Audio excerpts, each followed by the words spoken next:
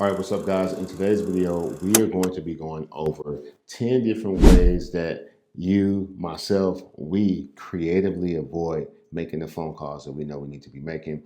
I'm John. I'm a realtor as well as an investor here in the St. Louis area.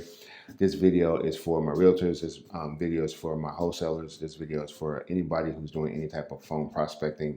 I'm guilty of all 10 of these myself, and these are 10 things that we do to either avoid, slow down, cause a delay with actually picking up that phone, throwing the headset on, and making the calls that we need to make. At my point in my realtor career, I have to outbound prospect.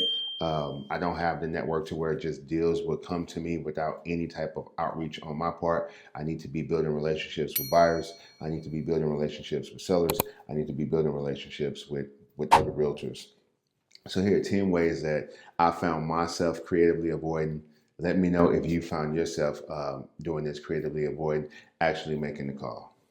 So number one is going to be checking your CRM.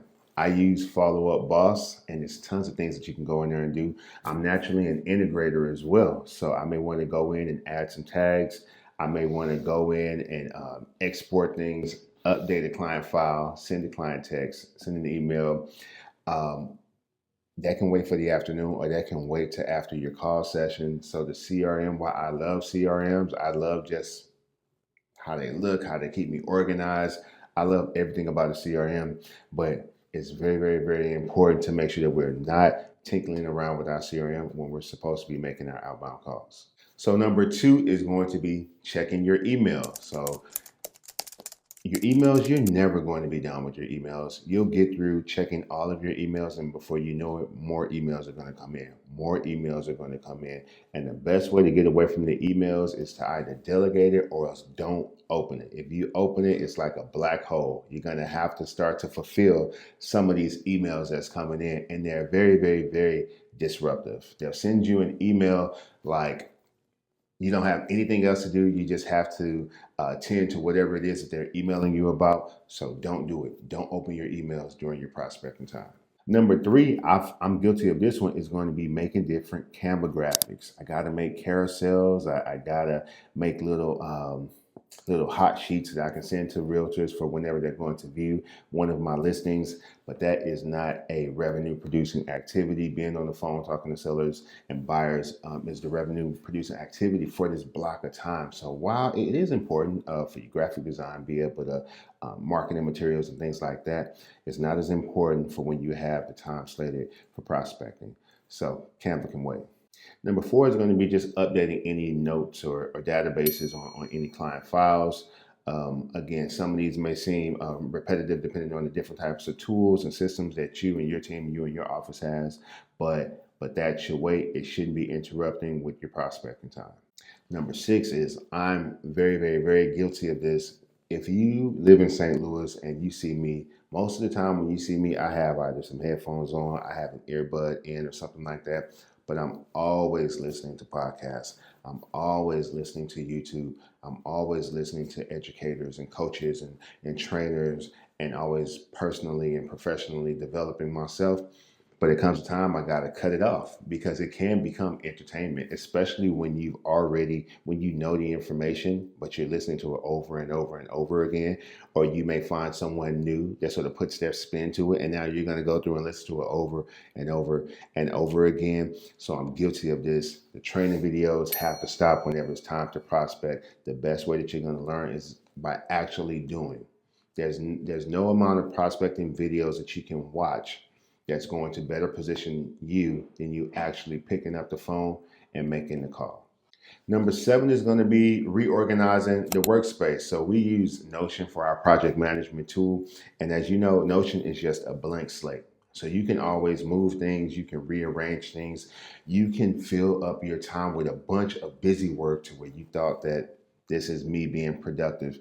But if that's during your call time, you weren't being productive because your measure of productivity was how many contacts did you have? Were you able to talk to any buyers or sellers or realtors? That's your measure of productivity. Anything else is not productive during this time slot. It's very easy to fall off into it. Let me organize this. Let me take 15 minutes to organize it. But no, we want to make sure that we are not opening up Notion, Asana, any Microsoft Teams, no project management or communication tools. Number 8 is going to be planning instead of execution. Let me tell you how I got caught up with this. During my call time, exporting the numbers. During my call time, skip tracing the numbers. During my call time, researching the zip codes. During my call time, whenever a call comes up, let me run some comps, or let me see if they're behind on their taxes, or let me pull up a picture of the house. Here's a good one. Let me even look it up on Zillow because maybe there's no house there. I don't want to call somebody if it's just land. So that's a good reason for me not to make the call. If we let that mindset get us, we're gonna dive into heavy research. And what's gonna happen is if you're doing that before you even make the call, most of our calls are bad numbers. So imagine if you wasted a minute and a half, 2, 3 minutes researching the property, looking up back taxes, looking up who's the owner, looking up the name, and then you make that call and then it doesn't go through. Now you have to move on to the next call. Nope. Stay grounded. You're trying to make contact. The goal should be contacts, people who pick up their phone and you're able to get into the conversation with them. Number 9 is going to be social media. We have to watch out for social media. It can be very, very, very addicting. You can fall into just scrolling and scrolling and scrolling, or else you can find yourself, hey, I'm doing research on social media. No, that research needs to be during non-prospecting hours, unless maybe you're using social media to actually reach out to that person really quick, shoot them a message. But anything other than that, we want to try to avoid it during our call hours. Here's another one that I've noticed as well because it grabbed my attention that quick. When I open up my computer, I have all of my tabs open from the other day. So I got Follow Up Boss open, and oh man, he texted me back. Let me hop in the text thread with him. Or Facebook is still open, or Notion is open. Let me go ahead and just update this file. I had a photographer who he just took some pictures at a property yesterday. Let me know that they're done. Okay, let me hop on and pay him. So many things that I can start doing that's going to distract me from what I'm actually supposed to be doing, which is making my outbound calls.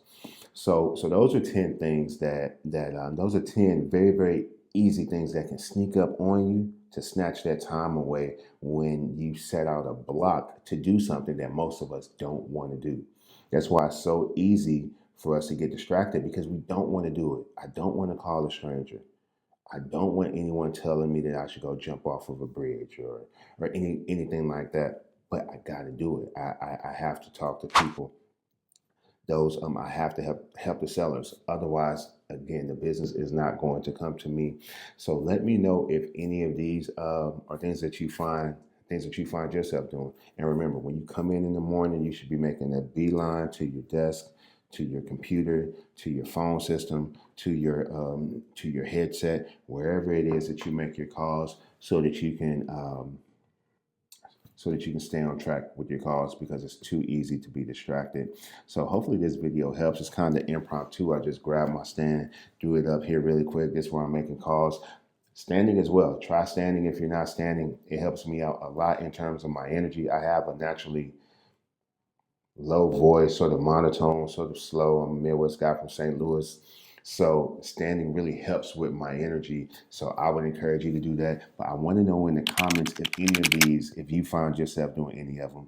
But otherwise, happy prospecting. I'll see you guys on next week's video.